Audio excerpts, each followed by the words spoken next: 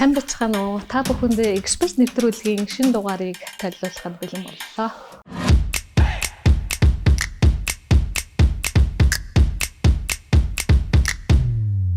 Сайн бацхан уу өрхөн мөндөд үзэгчтэй. Бид нар өнөөдрийнхөө нэвтрүүлэгт сэтгэл судлаач Батхүү докторыгаа бас урьж оролцоорой гэд урилга илгээсэн байгаа. Тэгээ биднээсээ урилгыг хүлээн авч бид нартай ярилцахаар хүрэлцэн ирсэн танд маш их баярлалаа.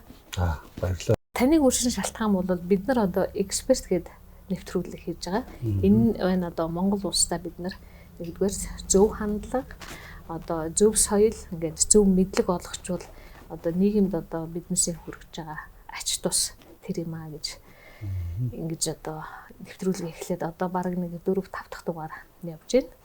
За яг энэ нэвтрүүлэг хийх болсон шалтгаан бол дөнгөж саяхан манай одоо энэ сошиал сувгуудаар одоо ингээд бие бинийгээ дээрлэх асуудал тий.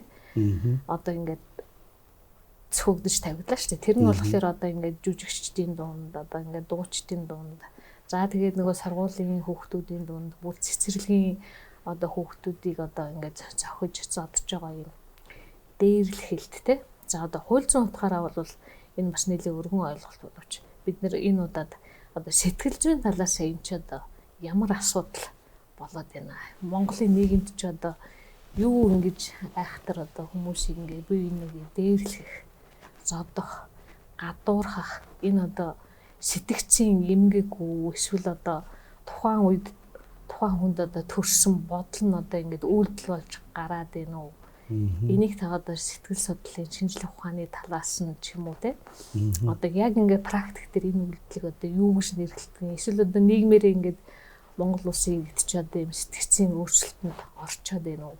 Энэ талаар хоёулаа нэг чөлөөт ярилцлага хийгээд таныг урьсан байгаа. За саяхан болсон кейсийг бол сонссоо. За сонсгоно байтугай би энэ дээр зориулаад урлагийнхны сэтгэл зүйн онцлог гэдэг пост оруулсан. За тэгэхээр сая өөр бол маш тийм гоё тийм оновчт асуулт асууж байна л да. Тэгээ энэ яг сэтгэл зүйн үндэс нь яг юу гэдэг юм бэ? Би ингээ сая өөрөө ч асуултыг ингээд ангилахад баг ингээд 3 удаа одоо салгаалгаар хариултууд хэрэгтэй байна л да. За нэгдүгээр монголчуудын сэтгэл зүй чинь ямар асуудал юм бэ те? Одоо хэр хэмжээнд байгаад байгаа юм те. За ийм судалгаанууд юу байна? Хоёрдугаард ингэж одоо цахим дээрлэхэл юм уу эсвэл одоо хүчирхийлэл юм уу? За ингээд оромжлол ялгуурлан гадуурх одоо энэ зүйл яагаад үүсэт идэм бэ те? Тэр хүмүүрээдээ асуусан. Яг тийм хийж байна уу? Наривчлан детальчлаад ч гэсэн хариулт боломжтой. Тэгээ би тэгэхээр ингэж хэлмээр байгаа. За нэгдүгээрт бол урлагийнхны сэтгэл зүйн онцлог ямар байд юм бэ гэдэг ялгаатай байдлыг нэгээд наривчлаад үзэх юм бол энэ бүр сэтгэл судлалыг бүр нэлээд гүнзгий юм орчих واخхой. Жишээл эдгээр лидершип хүмүүс байна. Урлагийнхан те бие биенийхээ одоо дээр гарах гэсэн өрсөлдөөний энэ сэтгэл зүйн рүү ингээд яваад орчих. За тэрийг ярих нь нэлээд тийм бүр мэрэгжлийн хэмжээнд болох гэдэг. Зүгээр ер нь ийм асуудал яг нийгэмд одоо яагаад гараад байгаа юм те гэдэг талаас нь ярих гэж бодож байна л да. За тэгэхээр манай Монголын одоо нийгэмд нөлөөлж байгаа сэтгэл зүйн орчнуудыг бол бид нар их л тодорхойлж үзэх хэрэгтэй. 2013 онд хийсэн Сэмүтээс хийсэн нэг тийм судалгаа байна л да. Тэн дээр ихээр одоо 5 хүн тутмын одоо нэг нь болохоор айс төшүүрийн мэдрэмжтэй байна, эмгэгтэй байна. За 6 хүн тутмын нэг нь болохоор органик бус гаралтай нойрны эмгэгтэй байна. За 8 хүн тутмын нэг нь ихээр одоо биеийн тайлбарлаж боломгүй зовөр шаналгааж өгч эмгэг гэж байдаг тийм хаана өвдөд байгаа нь мэдэгддэг. Сэтгэл зүйн хүчин гэсэн үг байхгүй. За тийм байна.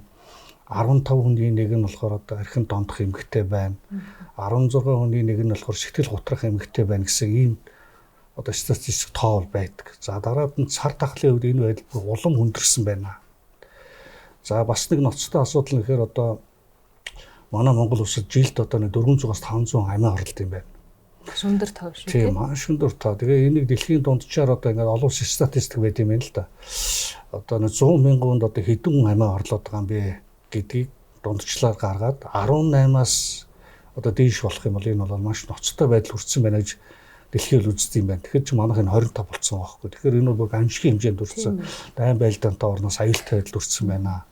За энийг сая батлаад бас нэг судалгаагаар одоо өсвөр насны хүүгүүдийн амиа орлолтоор Монгол улс зүүн Азиад 1-р байранд орсон байна гэж байгаа юм. Тийм байдал орсон. Тэгэхээр манай Монголын нийгэм бол өнөөдөр сэтгэл зүйн хувьд бол маш холомцсон асуудалтай байгаа юм байна тийм гэдэг ийм бол одоо судалгааны дөнгөд гараад байгаа. За энэнд одоо яг юу нөлөөлөд байна нөхөр гэдэг судлалын тодорхой ингээд 4-5 онлоор оруулж иж ингэж гаргаж ирдэг. За нэгдүгээрт одоо тухайн одоо хүний төрөлх хөгжил, тархины хөгжил буюу одоо бага насны амьдралыг чухалж байдаг психо анализ. Одоо хүмүүс бодохдоо бид нар бол одоо хоорсон цагаас ахуулаад өдрийг хүртэл ингээд амьдрахдаа бүхий л өөрийнхөө одоо үг үйлдэл, ажиллагаа тий амьдралаа зохицуулаад явахдаа бол тархиараа удирдаг гэж үздэг. Сэтгэл суд болохоор тархиараа удирж байгаа нь үнэн. Тэгвэл наад чинь 5%. 95% нь болохоор даалт ухамсарч удирддаг юм аа гэж үздэг байхгүй. Тэгэхээр тэр психо анализ гэж даалт ухамсарч чухалж илдэг нэг төрөлх хөгжлийг судалж байна тий. Дараад нь өссөн орчин буюу төлөвшөж шиг чухалж яадаг, суралцах чухалж яадаг одоо зан үйл их гэж байгаа.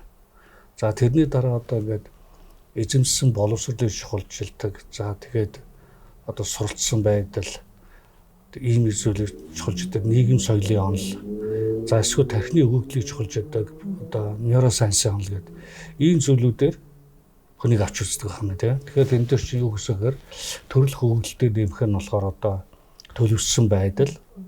За тэгээд суралцсан мэдсэн зүйл. За дээр нь одоо орчин. Энэ зүйлүүд одоо хүний ингээд суур одоо хүмүүжлэн болд юм байна. Энэ суур хүмүүжлэн өөрөө хүн яаж амьдрах, сэтгэл зүгээ яаж удирдах үндэс нь болж байгаа юм. Энийг хэн тавьж өгдөг юм гэхээр эцэг тавьж өгдөг. Тэгэхээр өнөөдөр бид нар нийгэмд байж байгаа энэ үзэгдлүүд одоо энэ нэг нэгээ дээрлэж байгаа, доромжилж байгаа, дүрмгийлж байгаа энэ зүйл болохоор тэр хүмүүсийн буруу гэж харддаг үндэстэй судалт. Нийгэм болохоор тэр хүмүүсийг л хараагаад идэх хэрэг. Энэ ямар бүдүүлэх хүн бэ? Ямар сэтгцийн өвчтэй юм бэ гэдэл тэр хүнд нь буруу гэдэг. Тэгэхээр би ер нь явандаа ийм сэтгцийн өвчтэй хүн болъё. Хүмүүсийг одоо тэг ялгарладаг, хүчирхийлдэг, гаж донтон одоо өөр хэм байдэн сэтгцийн өвчтэй болъё гэж хүсдэг нэг ч хүн байхгүй шүү дээ, тийм үстэй. Тэгэхээр тэрийг эцэгчүүд буюу нийгэм суулгадаг байх нэ.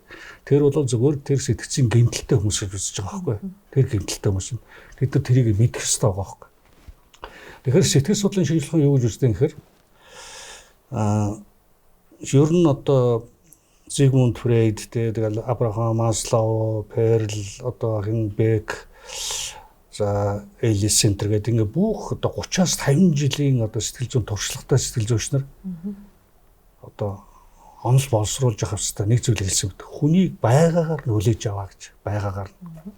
За энэнийг л одоо байгаагаар нь хүлээж авах юм бол сэтгэл зүйч болж ийн гэсэн үг сэтгэл зүйн зөвлөгөө өгөх одоо тийм чадвартай болж ийн гэж үздэг. За тэр нь байгаараа бай гэдэг нь юу гэсэн үг вэ гэхээр хүн сэтгэл зүгөө удирдахад ер нь хамгийн ихний хүчин зүйл бол юу гэхээр хүнд хүлээн зөвшөөрөгдөх хүнээр хүлээн зөвшөөрүүлэх энэ л асуудал гэдэг байхгүй. Тэгэхээр хүнд хүлээн зөвшөөрөгдөхийн тулд хүн одоо өөрөөс нь хизээч тийм гармааргүй тийм сонин гаж өөр хүн ойлгоход хэцүү тийм сонин араншингууд гардаг гэж үздэг. За тэр араншин одоо тэр дотор цаанаас л гараад тийм уурлах, бухимдах, гомдох, эсэргүүцэх, тэмцэх, доромжлох, түрэмгийлэх тийм ерөөсөө л хүнийг одоо харж байгаа хамаг муухай эсвэл одоо бусад хүмүүсийг одоо үзий ядах эсвэл хэтэрхий шөөмжлөлтэй хандах эсвэл бусдыг маш их буруутгах эсвэл бүр эсэргээрээ те өөрийгөө хичнээн ухаантай гэдгээ те ингээд одоо илэрхийлэх эсвэл маш их бий зовж одоо энэ байдалд одоо хөрсөн амжилтаа одоо тодтох юм уу тий эсвэл одоо зүгээр би ингээл хэлмэгдээл одоо ингээл яваад байгаа штэ гэдэг хэлээр өрөвдүүлэх юм уу тий энэ олон янз бүрийн сэтгэлзэн араншингууд болохоор юутай хооллоо тэгэхээр зөвхөн тэр хүлийн зөвшөөртөх гэдэг тэр сэтгэл зүйн цаатлын далд механизмтай холбоотой гэж үздэг байхгүй маш нэрийн юм шүү тий тийм учраас тэрийг буруутгадаг байхгүй тийм учраас ямар сэтгэл зүйч бол хүний энэ авир ирэн шинг бол энэ бол бүр байх ёстой хэвийн жам ёсны юм а гэдэг хүлээж зөвшөөрдөг учраас жишээлбэл одоо сэтгэл зүйчдэр одоо сошиал дээр болж байгаа янз бүрийн юм хараад одоо тийм ерөөсө гайхдаг байхгүй. Энэ бол зүгээр нөгөө юм л хөдөлж чинь да тэр нь л явагдаж байгаа процесс нь явагдаад байна л гэж боддог байхгүй. Тэгэхээр энэний тулд хамгийн одоо ихэнд бид нар юу ойлгох ёстой вэ? Бид нар сэтгэл зүйн боловсрол байхгүй наа гэдэг л бид хэвчээ байхгүй. Бид нар сэтгэл зүй боловсрол байхгүй байна. А энэ бидний хараагаад байгаа, энэ буруутгаад байгаа, энийг одоо аль заазал дүүжилгээд хэлээд байгаа хүмүүс маань буруугүй буруутангууд юм байна. Тэгээ энэ улсууд бол өөрөө хүсчиж юм хүмүүс болоогүй. Энэ болохоор сэтгцийн ямар нэгэн эмгэг өөрчлөлттэй, ямар нэгэн одоо дутуугийн комплекстэй, ямар нэгэн одоо хам шинжтэй тий эсвэл өөрийгөө буруу кодлсон эсвэл өөрийгөө одоо тэр бодлоосоо гарч чадахгүй байгаа бодит байд ер нь бодит байдлаа мэддэггүй тэр хүмүүс л мэддэггүй байхгүй өөрийгөө юм асуудалтай байна гэдэг олж харж чаддаггүй тэгээ тийм хүмүүс байна л гэж бодох хэрэгтэй байгаа тэрийг сэтгэл яг мэрэгжлийн хүмүүс л харна мэрэгжлийн бус улсууд болохоор ингээ буруутгаад байдаг тэр байтугай одоо энэ хүчирхийлэл ингээд гаж тонтон гээд хүмүүс одоо ингээл бүр байж штэ бүр ишэл бол одоо цуврал алга гэдэг маниак занах те ийм байдлыг эсвэл одоо архинд дондсон хүн юм уу те эсвэл бага насны одоо хүмүүс өчнөдөг усуудыг хүртэл сэтгэл зүйчнэр бол өөр өнцгөөс хардаг. Бид нар бол зөвхөн л өвчтөй л усууд сэтгэл зүйчтэй усууд гадаад хүртэл гэдэг шээ те одоо аимшигтай эргэжсэн хүнийг бол шууд одоо цаазлал юм уу те бүх насаар нь шордож бүх насаар нь эмнэлэг төвлөлчдөг үстэй те сэтгцийн үед бол хэрэг хариуцах чадваргүй байна гэл те тэгээ тэр өнцгөөс хардаг болчих юм бол тэр хүмүүс итгэхлээ мод. Харин тэрнийхээ оронд би баг одоо чи өөрөө би асуудалтай өнөөгүй юу тий. Одоо жишээлбэл эгоист үзэл бол хоёр анзаарал гардаг байхгүй. Би гэдэг үзэл шүү дээ одоо тий. Би одоо хүлэншөөрөх гэдэг ш, чөмшөөрөх гэдэг ш. Хүний өөрийнхөө суул сэтгэл зүйн хэрэгцээнүүд байгаа. Тэр нь хоёр анзаарал байдаг байхгүй. Нэг нь бол хэд тууширсан бол би ухаантай бусдын тэнэг гэдэг үлэр. Тэд нар бол одоо маш ухаантай юм ярина, маш одоо цэцэргсэн сургаал айлдна, Twitter дээр тоглолт хийн тий. Тэгэл их л өөрийгөө өмлүүлсэн эсвэл нэг хүний ямиг хоолж авч тавьдаг ч юм уу эсвэл хүний ярьсан ямиг чэйгтээс нэг сайхан ярьдаг ч юм уу тий. Эсвэл гоё ихтгэл одоо хийдэг ч юм уу ийм байдлаар хандна. Эгоист үзлийн туушрал өөрийгөө одоо голох комплекс гэж байдаг. Тэргээр нь орчих юм бол тэр хүн өөрийгөө би тэнэг бусд нь ухаантай гэдэг байдлаар хандчих. Тэгээ энд нь болохоор ерөөсөө нэг хэвийн одоо ойлголцсон процесс биш байхгүй. Хэвийн сэтгүүтэй хүн тэгвэл байд юм уу? Байна. Тэр нь болохоор ер нь өөрийгөө бол бодтоор үнэлцсэн, хүлийн зөвшөөрсөн. Би ч юм бол яг нэг имэлгүй юм байна те. Одоо надаас мундаг одоо ухаантай хүмүүсчл байж л байна. Надтай нэг ижил төвшний эгч байж л байна. Надаас доромж байгаа юм байна. Би бол энэ ертөнцид бол одоо хов ганц онцлогтой л хүү юм байна. За миний сэтгэл зүй ийм гэмтэл байд юм байна. Тэ миний сайн талууд нь энэ байна. Миний сул талууд нь энэ байна. За би сэтгцээ зөв өдөрдөж явж байна уу? Өөрийнхөө дур сонирхол хүсэл эрмэлзлээ яг өөрийн дураар чиглүүлж явж чадж байна уу? Би нийгэмтэйгээ болоод хувьнтэй, гэр бүлтэйгээ хамт олонтой дасан зохицож чадж байна уу? Зөв харилцаж чадж байна уу гэдгээ мэддэг хүн эрүүл хэвийн сэтгүүтэй л хүн байна гэж бодож байгаа. Гэтэ энэ дээр зөв нэг юм бас бодох хэрэгтэй. Ер нь эрүүл цоо эрүүл сэтгцийн ямар ч гэмтэл хүн ер нь бол дэлхийд бараг байхгүй. Их баг хэмжээгээр ямар ч байсан байгаа гэмтэл аваагүй гэж байхгүй шүү. Жишээл бид нар одоо нэг 3-4 наснда тий ямар нэгэн байдлаар айж очсноос бол гэмтэл авцсан байх юм бол тэр гэмтэл бол байж л байдаг байхгүй. Одоо тэгэл тархинд нь тэрийг мэдтгэл асуудал байгаа болохоос ш. Тэрс ямар ч гэмтэлгүй зүгээр бүх юм ингэ сайхнараас төгс сэтгцийн үед цоо эрүүлэн гэж бол байхгүй л дээ. Тэрийг л ингэ зөв ойлгоод авчихсан. Би бол нийгмиг бол тэгж л хардээ. Одоо шил осорч ямаг өсөж байгаа ч бол сая ингээл одоо тэр эгоист үснэш л болчих. Дутуугийн мэдрэмжүүд байгаа байхгүй. Зарим нь бол ингээл өөрийгөө огт үнэлдэггүй байсан. Тэрийг харахад өө надаас тэнэг хүн бас байдсан юм шүү дээ. Би ч арайч ингэ тэнэгдэхгүй дээ гэдэг байдлаар кайф авч байгаа. Дутуугийн мэдрэмжээ одоо хэрэгцээг хангаад шүү. Нөхөж ийн гэсэн үг шүү дээ. За зарим нь бол тэр хүний доромжилж байж тэ одоо нэг саяын төрөмгийлэр тэн дээр их гоё лаг үг иччихэж нэг хэдэн хүний лайкд харуулах юм уу тэ эсвэл одоо нэг пропаганда үүсгэж би одоо амар мундаг хүн штэ гэдэг байдлаар харуулахын тулд өөрийгөө л үнэлүүлэх гэдэг штэ үнэлүүлэх гэдэг байгаа байхгүй. Тэгээд тэр хүнийг эсвэл зарим нь одоо бүр ингэ дарагдсан мэдрэмжтэй тэ тэр надад гинт сидэрч гарч ирж байна. Магтаал үзэж байгаа хүмүүс болгоо тэр хүнийг бүр хинч болгоод дэвсэлд няцж байж тэ өөрийнхөө нэг дотоод сэтгэлийнхэн л одоо дарагдсан мэдрэмжүүдээ гадагшлуулж байгаа л хэлбэрүүд байгаа байхгүй. Аль аль нь л асуудалтай байгаа байхгүй. Тэрийг зөвөр үзээд нэг ийм энэ үчнээр л ийм л үе юм биш үү гэдэг байдлаар хандсан бол тэрийг дэвсээд авах шаардлага байхгүй. Эсвэл ингээл түгээгээл авах шаардлагагүй. Эсвэл одоо нэг амар өрөвдөөд авах шаардлага. Зээл одоо цаг хугацаагаа зараад авах. Тэгэхээр хүн сонирхч болно. Жишээлбэл сонирхож энэ чи яг юу болоод байна ч ямар ч сонирхно шүү дээ. Сонирхоод байгаа засгийн тийм хач холбогдолтой бол биш юм байна гэдэг байдлаар хандах юм бол хандах хэрэгтэй байх тий. За одоо таны ингээд хариултаас харахад бол сэтгэл судлал гэдэг бол үнэхээр агуу зүйл, үнэхээр том шийдвэр гэдэг нь одоо шууд ингээд харагдчихээн л та тий. Одоо бид нар энэ болгон дээр ингээд манай Монголд ч одоо сэтгэл судлал, сэтгэл зүйч дээр очих ийм соёл бас багтаа улс орно шүү дээ. Одоо та энэ салбарт ингээд ажиллаж байгаа. Манай одоо энэ сэтгэл судлалын салбар юу нэг хэр хөгжиж байна. Хүмүүс одоо зөвлөгөө авахар танд хандж байна уу? Эсвэл ингээд Монгол хүмүүс ингээд найз нөхөдтэй ингээд өөрийнхөө асуудлыг яриад найз нөхдөсөө зөвлөгөө аваад идэх юм уу? Одоо нөгөө нийгмийн сошиал сүлжээн дээр ингээд бичиж байгаа юмыг харангуут бид нар юу харагдаж байна гэхээр нөгөө за одоо хөлч хүний хуваар ингээ харахад дур зоргийн асуудал их харагддаг тий. Юу дуртайгаа бичдэг. Энийг бол бичих хэрэгтэй гэж бол сэтгэл судлалын талаасаа бол баг хүлээн зөвшөөрөх юм байна тий. Одоо энэ чинь хамгийн гол нь хүлээн зөвшөөрөгдөх гэдэг ийм хоёр том ойлголт байгаад байна шүү дээ тий. Тэгээ манайд одоо танай салбарт Монгол улсад хангалттай боловсон хүчин байна уу? Намаа би одоо 15 жил сэтгэл зүйн зөвлөгөө өгч байна л да. Тэгээд анх бол өгч яхад бол бүр сэтгэл судлалыг чи баг мэддэгчгүй байлаа. За тэгээд ингээд одоо сэтгэл зүйчэд хандах. За эсвэл өөрөө заавал сэтгэл зүйчд очоогүй ч гэсэн сэтгэл зүйн талаар мэдлэгтэй болох талаар бол энэ соёл бол манай нэг маш хурдан явж байна. Хөгжиж энэ маш сайн тал. Сая өөрөө хэллээ шүү дээ. Гадаадын өндөр хөгжилтэй орн юу юм тэнд сэтгэл зүйн шинж ухааныг хөгжүүлсэн байна. Өөр багаас нь тий сэтгэл зүйн боловсрал олгоцсон, өөрийгөө илэрхийлэх тий гэдэг байдлаар мэддэг болсон. Аав ээж нь ч ойлгож байна. Нөгөө хүүхдүүдийг ч гэсэн нассан онцлогоор нь тэр хичээлийн програм хөтөлбөртөнд суулгаад одоо тий ингээд сэтгэл зүйн нөгөө яд мэдрэмжүүдээ нэг ингээд ангиж үздэг болцсон. Тэгээ эндээ яаж одоо тий илэрхийлэх юм.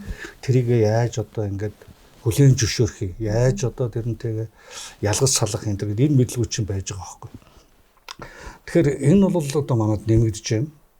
За нэг нийт эрэгтэйчүүд нь бол одоо намайг анх эхэлж байгаа үед нэг 70% нь бол эмэгтэйчүүд байдаг байсан бол одоо л адилхан болцсон байна.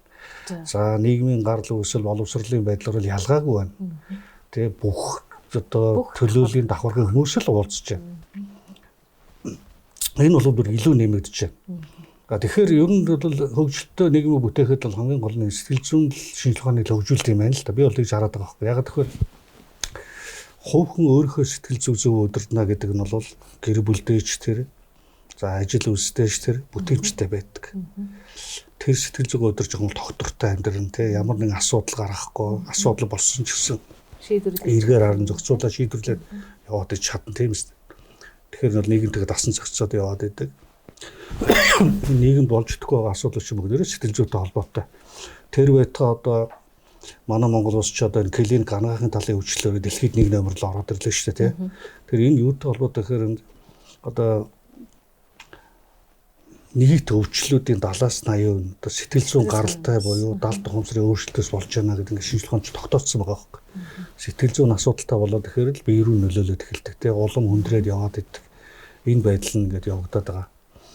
Тэгэхээр энэ сэтгэл зүйн боловсролоо дэвшлүүлэхийн төлөө л одоо ингээд нийгэм маань явж байна л да. Одоо өндөр хөгжтэй орнууд чинь одоо би нэг хаустай, би нэг ийм машинтай өнгөрөхө болцсон байгаа байхгүй. Тэд нар чинь болохоор манайх гэр бүлийн сэтгэл зүйчтэй, тэгээ хувийн сэтгэл зүйчтэй. Тэр удаа сэтгэл зүйчтэй харьлаж бод супервайзер гэж нэрлэдэг. Тим хэмжээнд хүрсэн байгаа. Тэгээд ингээд явчихар чинь хүмүүс сэтгэл зүйн удирдахаар өөртөө ч хэрэгтэй, гэр бүлд нь ч хэрэгтэй, нийгэмд хэрэгтэй. Хамгийн сайн тал нь хардаа манай Z generation-ийн хүүхдүүд одоо ингээд сэтгэл зүйн маш боловсралтай болж байна. Би бол тэрэнд үнэхээр баярлдаг байхгүй. Тэд нар өөрсдөө эцэг нь тэднийг дагуулж ирэх юм. Тэгэнгүүт сэтгэл зүйчдэр хэлж байгаа гараад асуудал хүүхд чинь биш өөрс чинь байна. Эцэг эхчүүд нь өөрсдөө байна. А нөгөө хүүхдүүд бол аль хэдийн нөө их сурвалж хардсан, уншсан тий. Бараг муухан сэтгэл зүйчээс илүү сэтгэл зүйн боловсралтай хүүхдүүд бүр ойлголттой, нэр томьёог мэддэг тий. Тийм хүүхдүүд байна л да. Өөрсдөө их ажиллаж байна. Тэгэхээр манайд бол энэ салбар бол их хөгжиж байна. Одоо хуучин нэг тийм ламбууд юм уу тий ямар нэгэн нотлогдохгүй, хинжигдэхгүй, батлагдахгүй тийм хандхаасаа илүү яг бодитын асуудалтай нэгээд яг өөрт холбогдсон асуудлаа шийдээд онолтой шинжилгээ хаачаар хандж байгаа тийм. Ийм зүйлд ингээд ханддаг нь бол нэмэгдэж байна. Ялангуяа залуу үеэл тийм байна. Газар манай төвчд нэг асуудал бол байгаад юм хараад. Тэр нь юу гэхээр манай иргэдийн нэг орлого бол ямар байгаа илээ тий. Тэгээд сэтгэл зүйчнэр хэрвээ одоо ингээд тодорхой одоо ингээд тэр орлогоор амьдрна гэвэл бас хэцүү. Өндөр хөхтөө одоо тариф өндөр байна гэж зарим л бодд юм билээ. За зарим ч тийм өндөр бас байна. Тэгээд тэр болгон дээр ч сэтгэл зүйчид чинь ганц эмчд очиж нэг удаа уулзаад одоо өчнөө тий ингээд тэргээд уусчдаг гэдэг биш шүү дээ. Тэгээд тэр тал дээрээ бас жоохон өгч бэрхшээлтэй болоо нийгмийн даатгал матгал орсон юм бол байхгүй болох тэр асуудал л дээ. Ер нь бол сэтгэл зүйч хандах. Би таны яриаг соёлын хэмжээ тий. Таслахыг таашгүй. Би яг таны ярьснаар нийгмийн даатгалаас одоо төлбөр байхгүй гэж шүү дээ тий. Энэ дээр одоо манай Монгол улсын хувьд одоо та бид нар одоо энэ салбарыг сайн мэддгийн хувьд наадах чи одоо ер нь эрүүл мэндийн даатгалын системд нь бас оруулж өгөх хэрэгтэй юм шүү. Тэгж бодож байна. Одоо нөгөө одоо бусад Европын орнуудад бол ингээд нэг жоохон сонин зүйл ярьдаг, эрүүл бус тийм хүмүүс ч бас эмчийн оноштой тий бас тодорхой хэмжээний одоо энэ бол сэтгцийн хувьд тийм ингээд тодорхой ингээд тэр хүнийг тодорхойлцсон юм байна шүү дээ. Одоо ингээд автобусанд ингээд ганцаараа яриад ч юм уу тий. Ингээд нэг одооныхоор бол ингээд сошиал дээр ингээд хамаг дураараа юм бичээлээдэг. Сошиал байхгүй одоо тэр хүмүүс чинь гудамжаар явж идэг л байсан байгаа шүү дээ. Тэрэн шиг эн чинь бас нөгөө сэтгэл судлалынхаа юм сэтгцийн асуудал чинь сэтгцийн эмгэг чинь бас эрүүл мэндийн асуудал тий.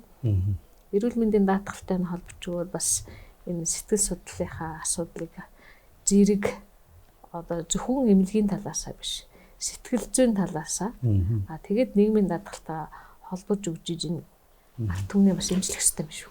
Манай нийгэмд ямар их одоо бухимдал, уур хуцаар, аригталт, тэгээ гэмт хэрэг байна уу?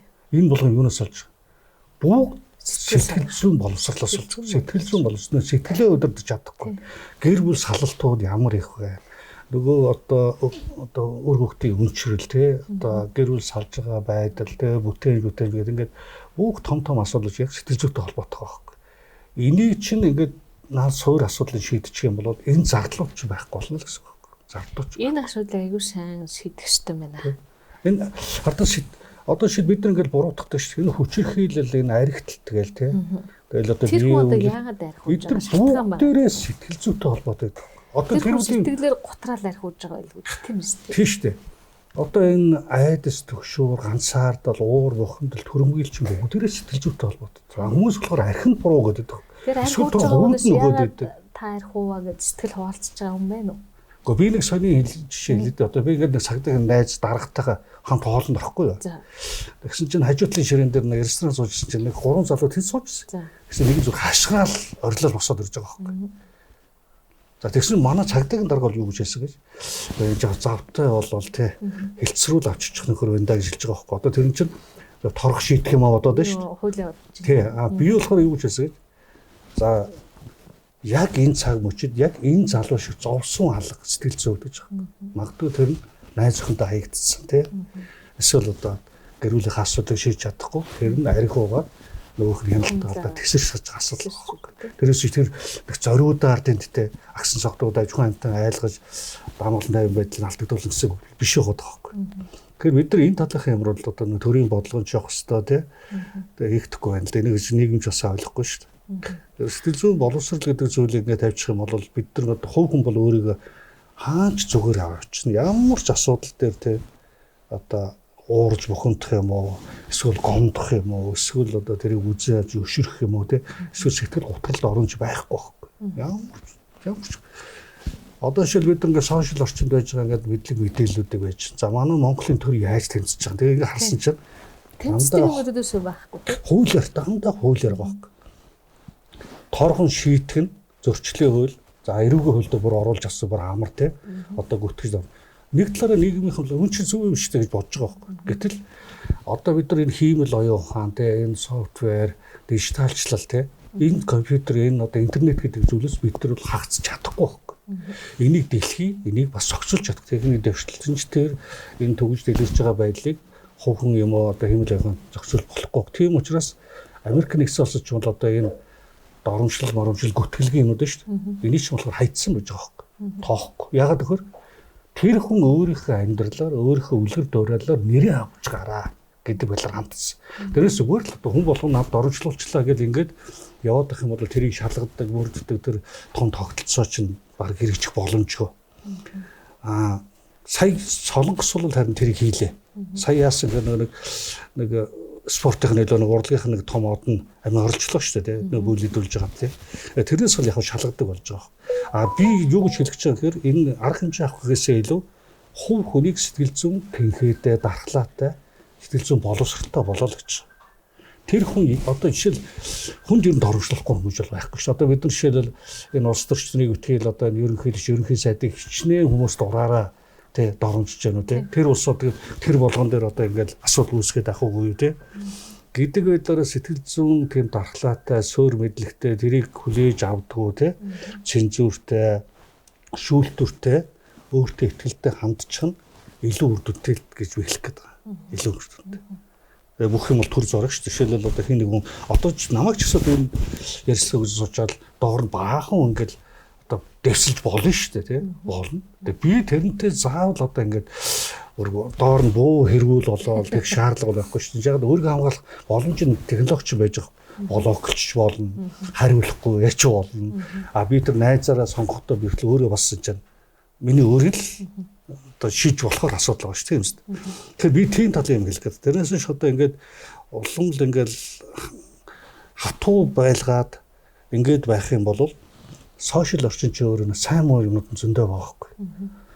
Хэтэрхий ингээд сошиал орчинд үзэл бодлоо илэрхийлэх энэ зүйлийг хагаад ах юм бол хүн үзэл бодлоо илэрхийлэхэ болж байна. Олон янзын ургалж санаагаа гаргахаа болж байна.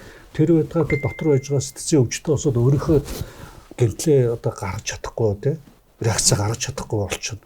Эсвэл одоо сайн ийм эерэг мэдээллүүдийг дарагдаад явах магадaltaй. Тэгэхээр энэнийг болохоор аль алийг бодож бодох асуудал мөн боловч ерөнхий зүй тогтолцооны дагуу хүмүүсээ амьдралын боловсралтай, амьдрах чадвартай, сэтгэл зүйн боловсралтай, харилцааны боловсралтай ийм байх юм бол тэгээд энэ хартаа одоо ингээд сошиалд ингээд явж байгаа хүмүүсээ чинь ингээд юу н хард юм л да. Тэгээд маш их муухай бүдүүлэг одоо өгөөр хэлж байгаа хүмүүс байна. Тэгээ нийгэм тэрийг жигшээд ингээд хэлээд байхаар тэр хүмүүсийн тоо багасаад идэх байхгүй.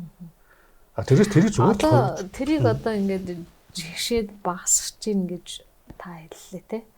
Бас тэрийг ингээд өөгшүүлээд ингээд улам дэврүүлээд гэх юм уу те.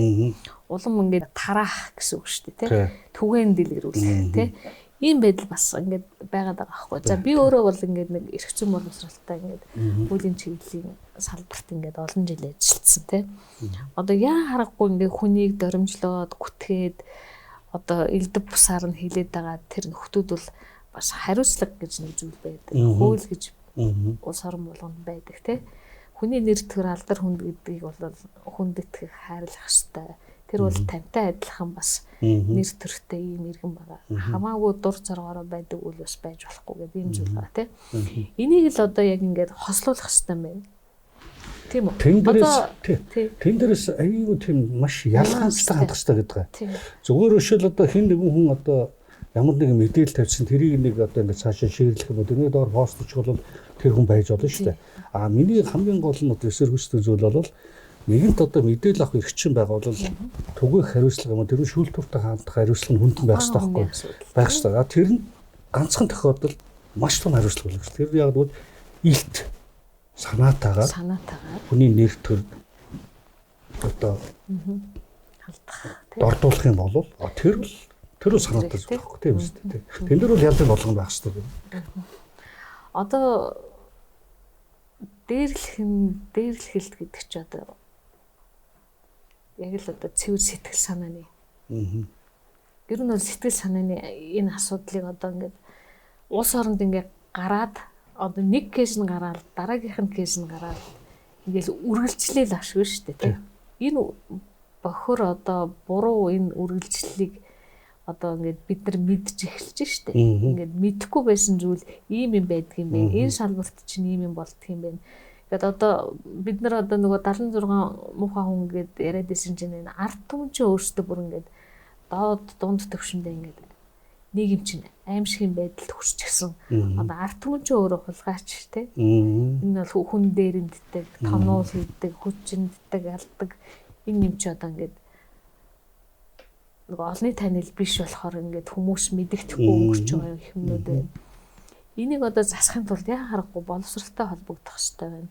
Одоо сэтгэл зүйч нарыг одоо олноор бэлтгээд энэ их олон сэтгэлийн хямрал энэ чинь өвдөсөл таны хэлдгээр бол яг л communication харилцаа, сэтгэл зүй, сэтгэл судлал.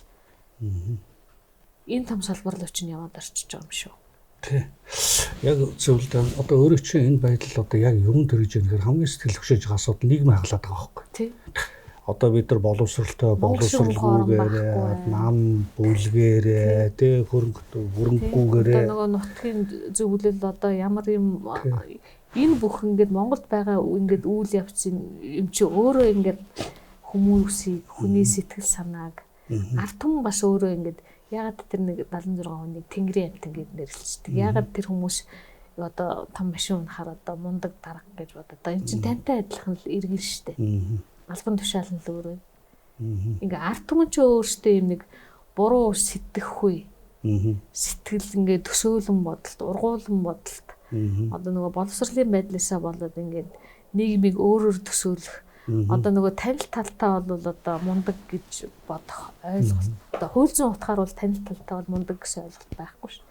Энэ чинь ард түмнээс чинь өөрөө өөртөө ингээ ард түмэн чинь ийм ойлголт төрүүлээд нийгмээ ийм болгоод байгаа юм шүү. Та юу гэж бодчих вэ? Тий, би бол яг надад чинь юу тал зөв мэдлэгтэй холбож шиж байгаа. Би ч гэсэн айхтар одоо ингээл их мондог хүн болтгороогүй шүү дээ. Тийм үстэй. Бас л одоо ингээл нөгөө хүн чинь мэдэх тусам том хүрээнд олж хардаг. Аливаа зүйлийг олон өнцгөөс хардаг юм үстэй. А тэрээс нь ганцхан одоо нэг талаас нь хараад л одоо тэнд нэг юм уулч нэхэр хүн өөдөөс бодох хэрэгтэй байхгүй. Би чинь бас төг сантай мөн үү биш үү те. А энэ хүн чинь бол буу юм хийсэн байна. А гэхдээ энэ хүн чинь сайн талаас байгаа. За надаас гадна бас энэ чинь надад адилхан одоо амьд явах хэрэгтэй тий гэр бүл одоо нэр төрөө хамгаалах хэрэгтэй. За магадгүй өнөөдөр муу юм хийжсэн ч гэсэн маргааш юм сайн байж болно шүү дээ юм дээ. Одоо нөгөө үг байдаг шүү дээ. Гэгэнтэнд өнгөрсөн цаг байдаг, алуурчинд ирээдүй байдаг гэх тий. Тэр хүн бол алдаж болно шүү дээ. Алдаж болно, санаатаа санаандгүй алдаж болно. Тэгээд тэр хүн одоо юм ойлгож болно, засах сайжирч болно тий. Тэгэхээр нийгмийн би бол хандлагыг юу гэж харж байгаа нөхөр нийгэм маань бол боловсралтай тэр нь боловсрал энэ бол ерөөсөө иргэний боловсрал. Яг хүний боловсрал, хүний хөгжлийн боловсрал гэдэг байна л гэж хэлдэг. Одоо яа харахгүй тэгш харагдаад байна тий. Тэгж байна харин. Одоо та бас ингэ сэтгэл судлаач энэ салбарт олон жил ажилласан болохоор бас сэтгэл судлалын талаасаа бас айгүй мундаг тайлбарлаж ийн харж ийн гэж бодож байна. Би одоо бол өөрөө хуулийн салбарт нэлээд олон жил ажилласан тий. Ингээ манай Монгол иргэд ингээд улсын их хурлын гишүүнээс одоо жорлон барьж өгөх юм одоо тэр их хурлын гишүүн тэр дорж гэж өвөгөнд ч юм уу очиж жорлонгийн ухаанд ч юм уу те тэр хашааг нь цэвэрлээд ч юм уу тийм юм хүсэж байгаа юм. Энд ч одоо дэлхийн ямар ч улс оронд парламентын гишүүн гэдэг чи одоо улс орны бүхэлд нь харж хууль тогтоох эрх мэдлээ хэрэгжүүлж одоо тэр улсынхаа ард түмнийг эрүүл аюулгүй орчинд амьдрах тэр нөхцөлийг бүтнээр нь хардаг хүн болохоос биш. Тэр айлд очиж тэр тойрог дээр очиж одоо тайлангаа тавьдаг тий. Одоо ирж тайлангаа тавьшингүй үзэгцсэнгүү гэдэг байгаа. Одоо Европын ч юм уу одоо бусад том улс орнуудад одоо тэр тойрогтой очиж одоо тэр Жорж одоо Вашингтон эднэртэй очиж одоо би ирлээ шүү гэдэг тийм харагдах үүрэг бол бас байхгүй л тий. Тэр хүн юу хийх ёстой вэхээр тухайлсан тойрогоос гадна нэгэнтээ хууль тогтоох эрх мэдэл парламентын гишүүн учраас тэр улс орныг одоо бүхэлд нь сайн сайхан авч явах, хуулиулаа батлах асуудал дээр толгойн гашаан сууж байгаа шүү дээ. Энийг бас сэтгэл санааны одоо боловсролын ингээд энэ бүх асуудал чинь ингээд нэгэнтэйгээ буцаад ингээд холбогдоод ирж байна тий. Энэ улс төрийн боловсрол, сэтгэл санааны боловсрол гэдэг яаж холбох вэ? Холбох боломж байдаг уу? Байлгүй хаа би одоо ерөн сэтгэл зүйтэй холбогдох юм шиг угаасаа байхгүй л дээ. Улс төрийн сэтгэл зүй, хөгжлийн сэтгэл зүй гэдэг одоо сансрын сэтгэл зүйчлэг гэж байж дээ. Тэгэхээр бүх юм сэтгэл зүйтэй холбогдно. Яагаад гэвэл тэр хүмүүс ер нь одоо тэгээд улсын хурлын гишүүнээс орлонгийн төсөв асуугаад байгаа юм гээ тий. Тэгэхээр энэ дээр чинь улс төр манай нөгөө тогтолцоотой байгаа толгойтой байгаа. Одоо энэ тогтолцоо мажоритар систем гээ тий. Одоо яг төлөөллийн ингээд юугаар явангот энэ дүүржээ зарчим гэдэг юм л да.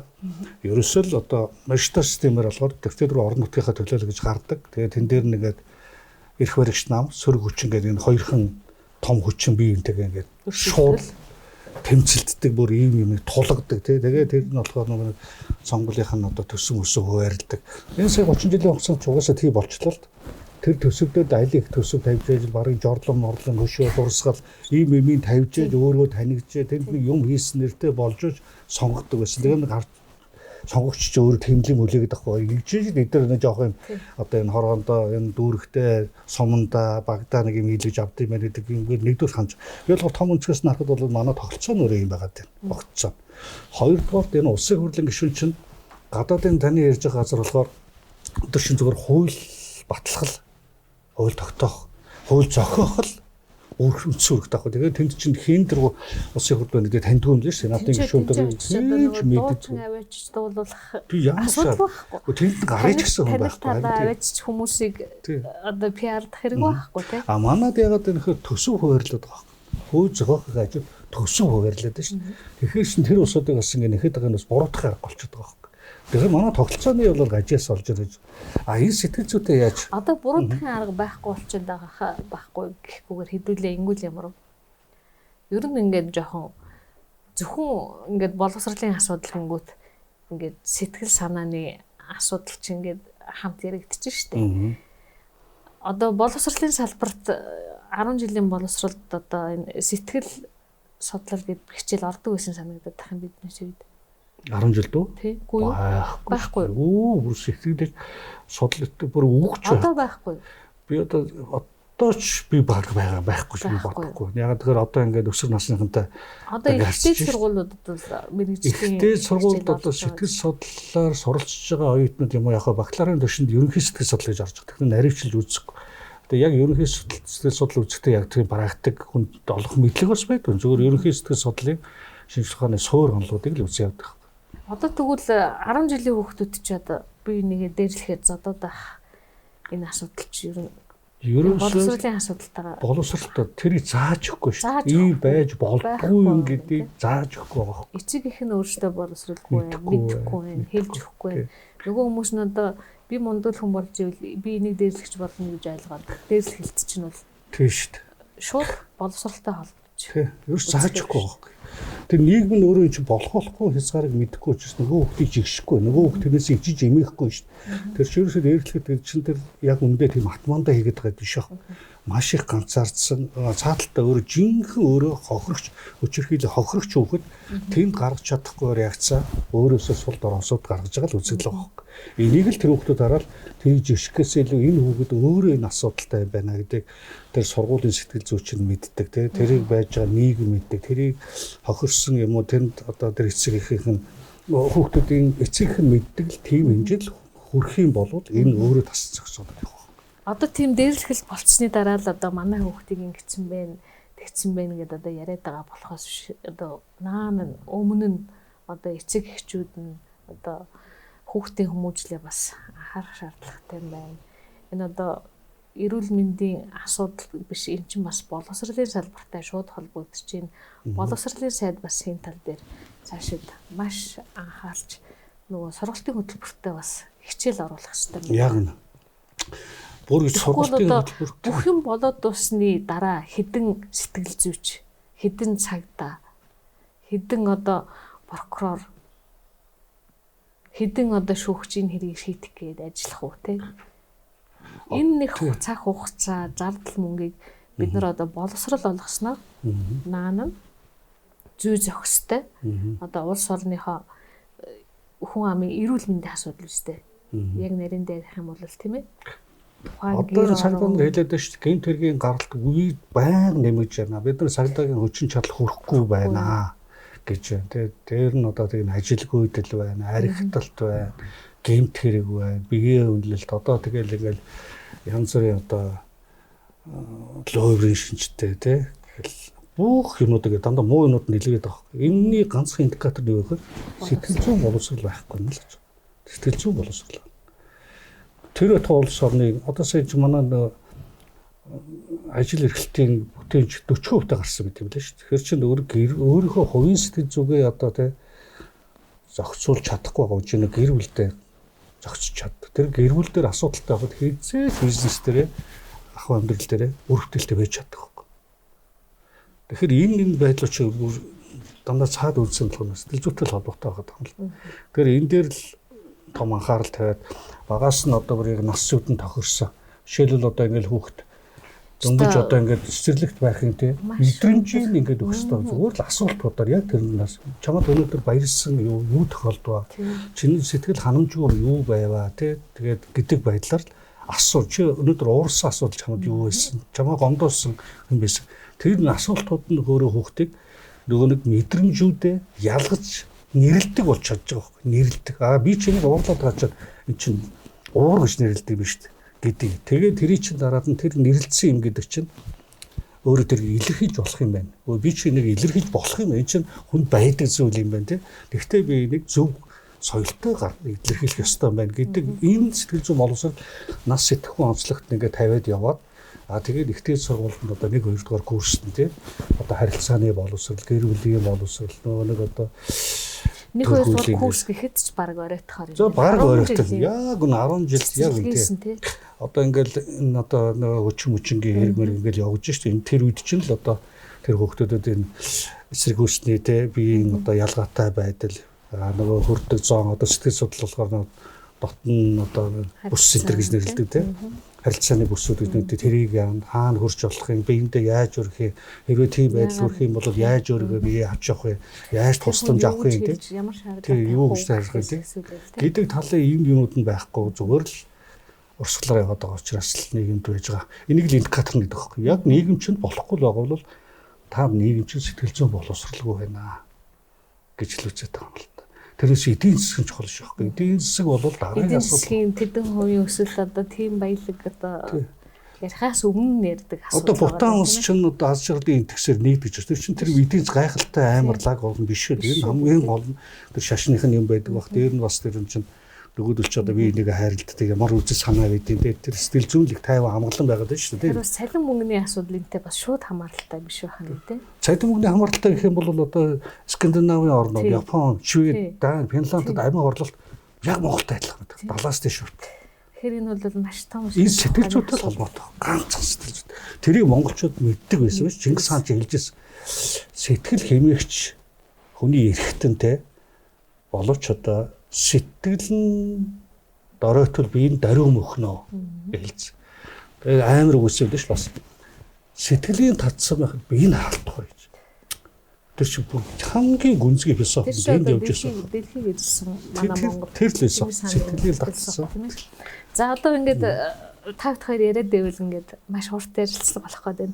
Би таныг одоо энэ сэтгэл зүй тийм ээ гэр бүл одоо ингээд бүх салбарт ингээд сэтгэл зүй гэдэг асуудал ч одоо хэдэн зуун мянган жилийн ингээд үүхтэй, түүхтэй ингээд бүр одоо ингээд хууль зүй одоо эдийн засаг гэр бүл ингээд бүр наривчлаад ингээд тусдаа салбар болоод хоёр хүний хоорондын харилцаа, найз нөхдөд те өөр хүүхдийн ингээд яриад дуусахгүй том салбар учраас өнөөдрийнхээ яриаг өгөөр өндөрлөөд би таныг одоо бид нартай хамтраад одоо Монгол улстай хүмүүсийг те ингээд соёл сургахад, зөв хандлагад сургахад те сэтгэл зүйгөө өөрийгөө зөв удирдахад бид нартай хамтарч ажиллаарай гэж биднүүсийн нэвтрүүлэгт бас дахин оролцоороо салбар болгоноор биднэрт зөвлөж одоо иргэдтэй ингээд соёлт хүй гэсэн энэ урилгыг өгөөд биднүүсийн урилгыг хүлээн авч сонирхолтой ярилцлага өгсөнд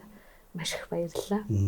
Та тэгээд манай үзэгчдийн дээрлэлт гэдэг зүйл чинь өсвөл боловсралтай холбоотой гэдгийг бид хоёрын ганц одоо хэлэх point маань энэ тий. Дээрлэлтэй холбоотой өнөөдрийнхээ сэдвийг яг зөвгүн хэлэхэд бол дээрлэлт бол байж болно тий. Байж болно. Энийг болохоор ямар нэгэн байдлаар битгий тийм одоо эмзэг байдлаар тий битгий хүлээж аваач. Одоо энэс үргэлж зугтаж явна гэж бол байхгүй. Тэгэхдээ тэр асуудлыг чи өөрөө зохицуулж болох боломж нь болж байгаа. Бүх юм төр зураг шүү те. Тэр хүн чамайг хэлмэгдүүлсэн байж болно, санаатаа хийсэн байж болно. Тэглээгээ чи тийм хүн болчихгүй гэдэг нь ойлгомжтой.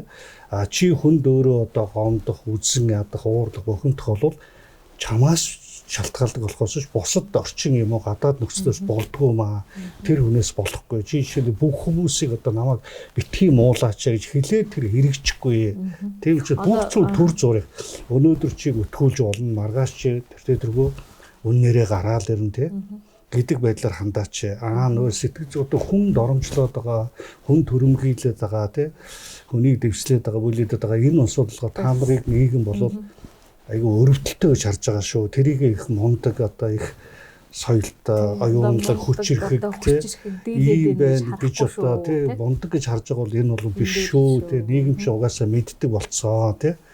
Тэгээд ийм учраас өөрийгөө битгий тийм ичгэвтэр, бүдүүлэг, харанхуу, таних байдалд битгий оруулаач.